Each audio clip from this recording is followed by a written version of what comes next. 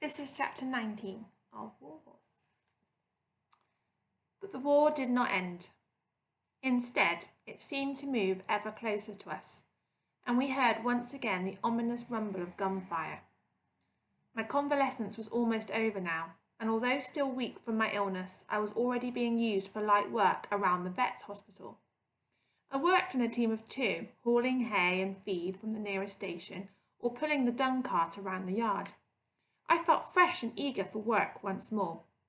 My legs and shoulders filled out, and as the weeks passed, I found I was able to work longer hours in harness.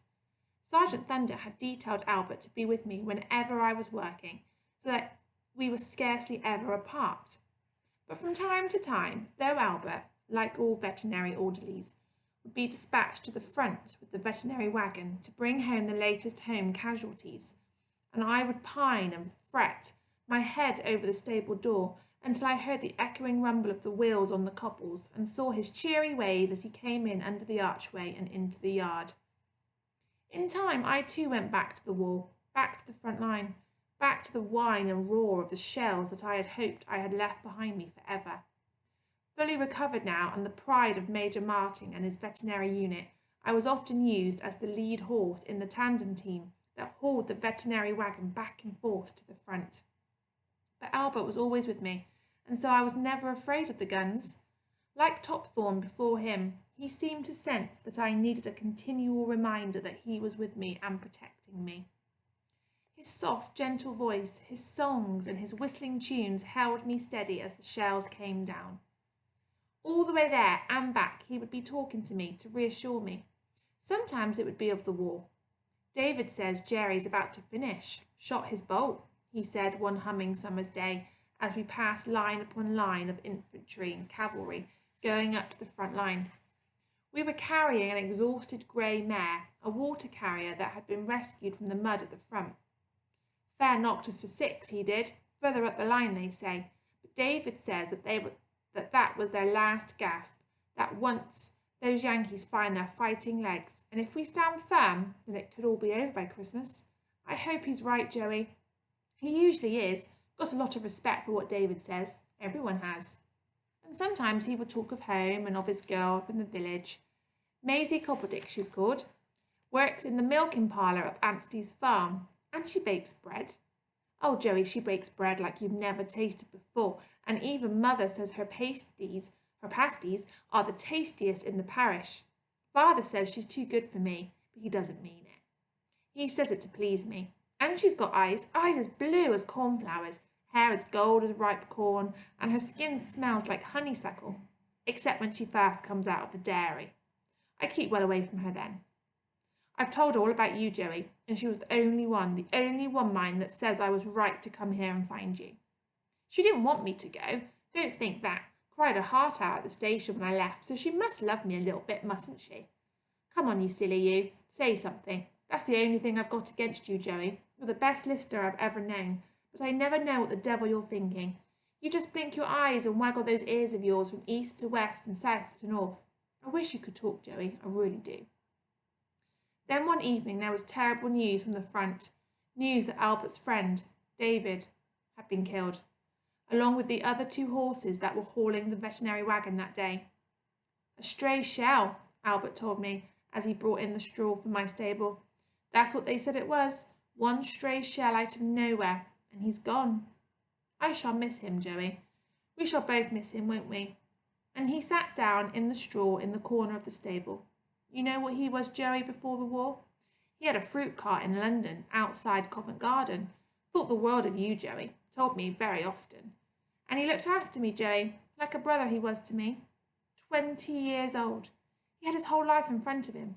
All wasted now because of one stray shell. He always told me, Joey. He'd say, at least if I goes, there'll be no one that'll miss me. Only me, cart, and I can't take that with me, more's the pity. He was proud of his cart. Showed me a photo of himself once, stood by it. All painted it was, and piled high with fruit, and him standing there with a smile like a banana spread all across his face. He looked up at me and brushed the tears from his cheeks. He spoke now through gritted teeth. There's just you and me left now, Joey. And I tell you, we're going to get home, both of us. I'm going to ring that tenor bell again in the church. I'm going to eat my Maisie's bread and pasties. And I'm going to ride you down by the river again. David always said he was somehow sure that I'd get home, and he's right. I'm going to make him right. When the end of the war did come, it came swiftly, almost unexpectedly it seemed to the men around me. There was little joy, little celebration of victory, only a sense of profound relief that at last it was finished and done with. Albert left the happy cluster of men gathered together in the yard that cold November morning and strolled over to talk to me. 5 minutes! In 5 minutes it'll be finished. All over, Joey. Jerry's had enough about it, and so have we. No one really wants to go on any more. At 11 o'clock the guns will stop, and then that will be that. Only wish that David could have been here to see it. Since David's death, Albert had not been himself. I had not once seen him smile or joke, and he often fell into prolonged silences when he was with me. There was no more singing, no more whistling.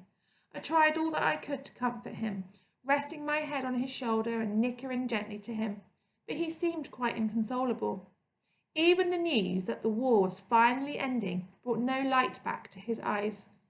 The bell in the clock tower over the gateway rang out 11 times, and the men shook each other solemnly by the hand or clapped each other on the back before returning to the stables.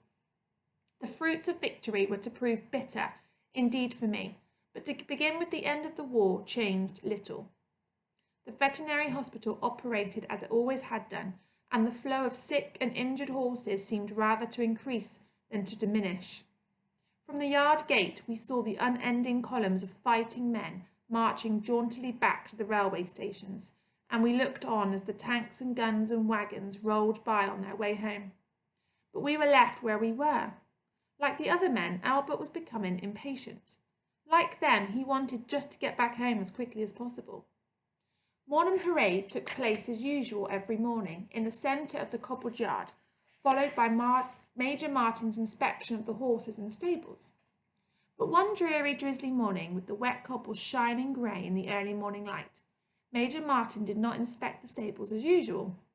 Sergeant Thunder stood the men at ease, and Major Martin announced the re-embarkation plans for the unit. He was finishing his short speech. So we shall be at Victoria Station by 6 o'clock on Saturday evening, with any luck. Chances are you'll all be home by Christmas.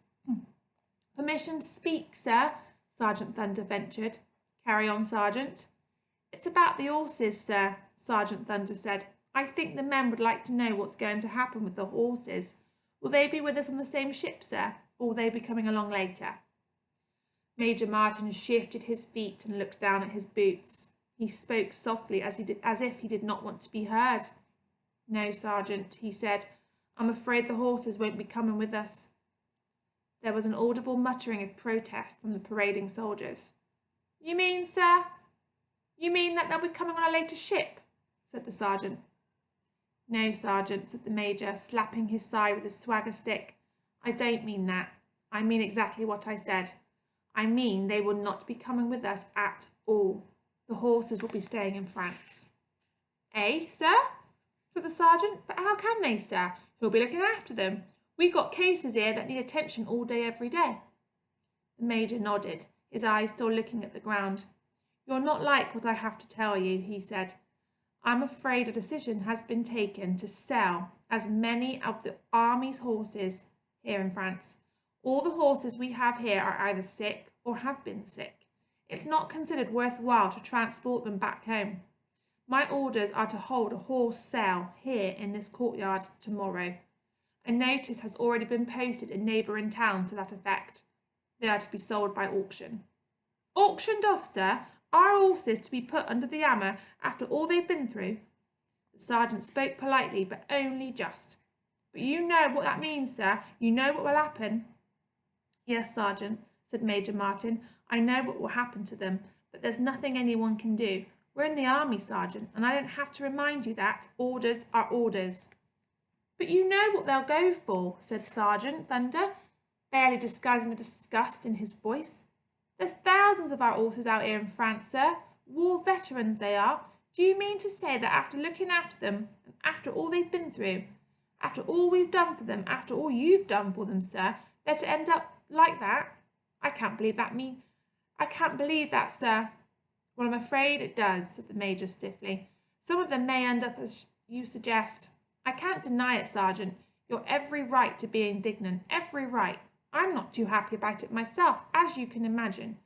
But by tomorrow, most of these horses will have been sold off, and we shall be moving out ourselves the day after.